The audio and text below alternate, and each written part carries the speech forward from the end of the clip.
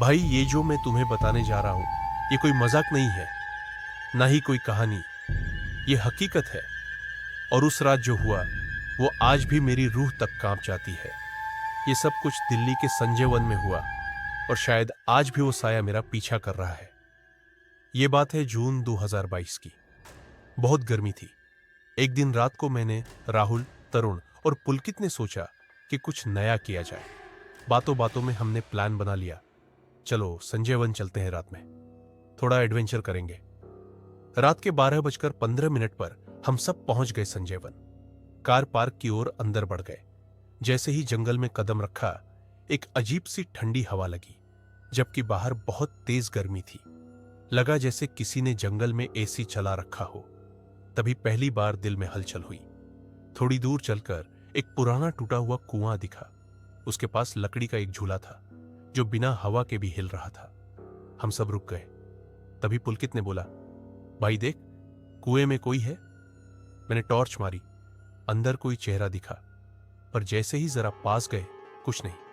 लेकिन तभी कुएं से किसी के धीरे धीरे बोलने की आवाज आई, नीचे आ जा, नीचे आ जा। हमने सोचा कोई भ्रम होगा और आगे बढ़ गए। थोड़ी दूर एक जली हुई सी पुरानी झोपड़ी मिली। हम सब अंदर गए। जैसे ही मैंने कदम रखा, किसी ने मेरी गर्दन के पीछे सांस ली। मैंने पलट कर देखा, कोई नहीं था। लेकिन कैमरे की स्क्रीन ब्लर हो गई और स्क्रीन पर एक औरत का चेहरा दिखा। लाल आंखें, जलता हुआ चेहरा।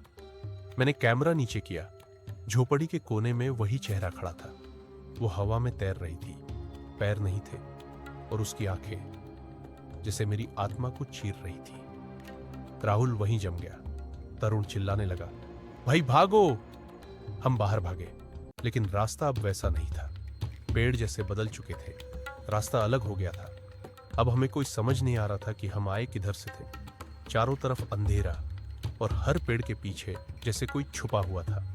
आगे बढ़े तो एक छोटा बच्चा मिला, रो रहा था। माँ, माँ। हम उसके पास गए, पूछा, घर कहाँ है तेरा? उसने एक झाड़ी की तरफ इशारा किया। हमने टॉर्च मारी, कुछ नहीं था। वापस पीछे मुड़े, बच्चा गायब, और जमीन पर जो निशान थे उल्टे हाथों के थे। भागते भागते एक पुरानी सी दरगाह आई।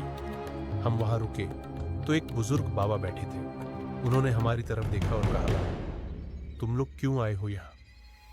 ये जंगल बुलाता है और फिर वापस कुछ ना कुछ लेता है। मैंने पूछा, हम क्या करें बाबा? उन्होंने मेरी तरफ देखा और धीरे से बोले, अब देर हो चुकी है बेटा। सुबह हमारी आंख खुली। हम तीनों एक मंदिर के बाहर बेहोश पड़े थे।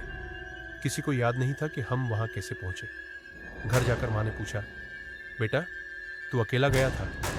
मैंने कहा, नहीं माँ, राहुल, तरुण और पुलकित भी थे। माँ बोली, जब तू घर आया तेरे पीछे कोई और भी था, लेकिन जब दरवाजा बंद हुआ वो अंदर नहीं आया। आज भी जब मैं शीशे में देखता हूं तो कभी कभी मुझे पीछे किसी की परछाई दिखती है। रात को दरवाजा खुद ब खुद खुल जाता है, और हर साल 22 जून को मुझे वही आवाज सुनाई देती है, तू फिर कब आएगा? अब तू मेरा है।